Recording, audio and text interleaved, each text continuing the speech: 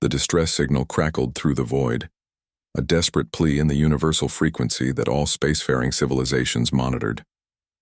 Commander Fiza stood on the bridge of the UHNS Defiance, her dark eyes scanning the holographic display as the translation algorithms decoded the message.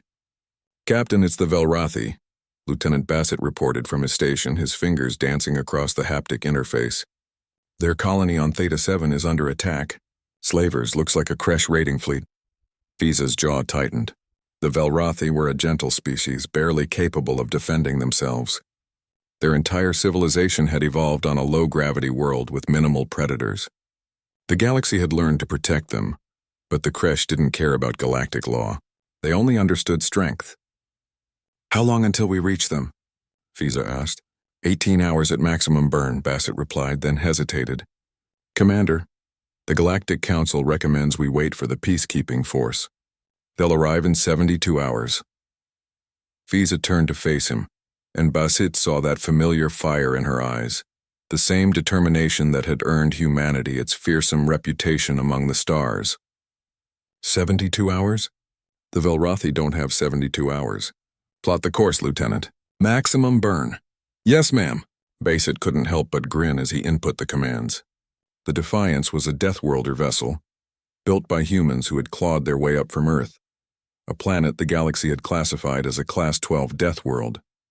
Where other species had evolved in safety, humanity had been forged in fire, tested by gravity, weather, predators, and their own capacity for violence. It made them terrifying warriors and, paradoxically, the most compassionate protectors the galaxy had ever seen. As the ship's engines roared to life, Fiza activated the fleet-wide channel. "All vessels, this is Commander Fiza of the Defiance. We've received a distress call from Velrathi Colony Theta 7. The Kresh are conducting a slave raid.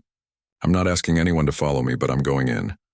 The responses came immediately. 15 other human vessels, patrol ships, and frigates all acknowledged. They would follow their commander into hell itself if she asked. Bassett watched the sensor displays as they approached Theta 7. The Kresh fleet was massive, 20 warships surrounding the defenseless colony. The aliens were already loading Velrathi civilians into cargo holds, their screams transmitted across open channels as psychological warfare.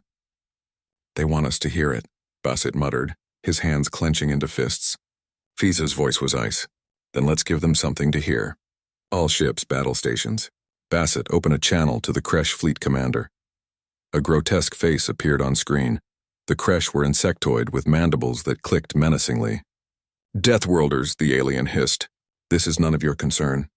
We claim salvage rights under nothing," Fiza interrupted, her voice calm but carrying an edge sharp enough to cut steel.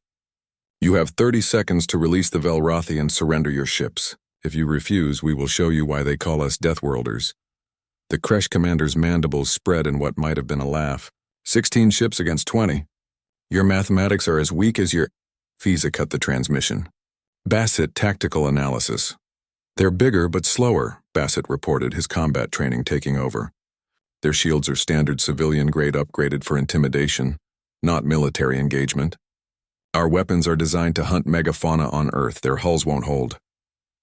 "Then let's hunt," Fiza said softly.